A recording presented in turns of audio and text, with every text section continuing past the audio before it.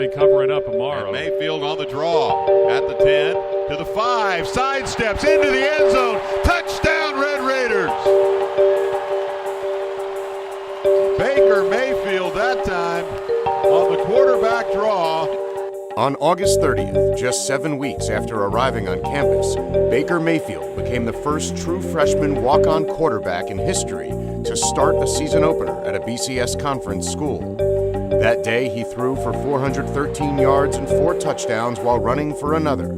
Texas Tech beat SMU 41-23. We put him in the 7-on-7 the first time with the ones, and they literally didn't know his name. They just called him number 6. So he's come a long way. Yeah, when he first got here, we really didn't know, who's this guy here. But as we got into it, he started to get reps with the ones and starting to put his name out there. But yeah, at the beginning, we didn't know who this kid was. He's not your average walk-on, and I think that's the amazing thing is that he did not get more heavily recruited. Considering that when he was a junior in high school in the state capital, he was 16-0 and had as good a stats as just about anybody. But there's, for whatever reason, other schools found other quarterbacks, and he kind of fell through the cracks. Mayfield hails from Lake Travis High School in Austin, Texas, where he led the Cavaliers to a state title his junior year.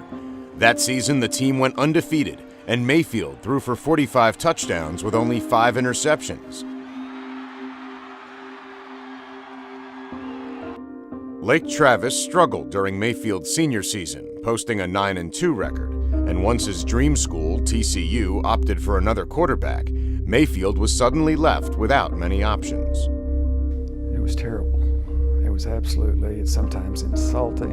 It was hurtful for him. He would see other quarterbacks that are getting offers, and he'd go, I went to camp with that kid. And he would say, he wouldn't tell me who it was, but I can outplay his butt right now, coach. And I'm like, I know, dude, I know. A lot of his friends from Lake Travis were recruited and signed early or made verbal commitments early, and he just wasn't getting that. But he was also playing baseball. I think that played into it, but he just thought he should have been somewhere by the time that the middle of his junior year rolled around, and he just wasn't getting the offers at the places that he wanted. We threw out the subject of if we didn't get the offer and threw it to Baker, if we didn't get the offer,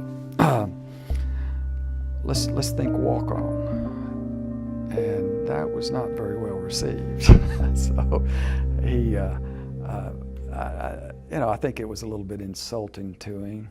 Mayfield chose to walk on at Texas Tech, where his former high school teammate Michael Brewer was the starting quarterback.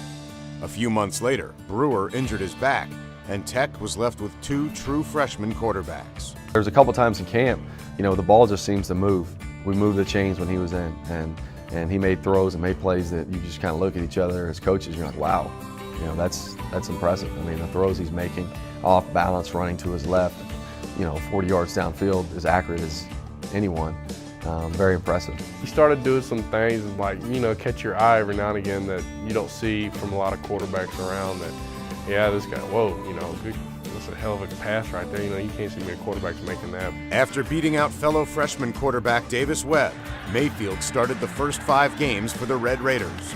And although a knee injury kept him out of the game against Iowa State, he has amassed almost 1,500 yards and 8 touchdowns in a season where he was not expecting to play at all.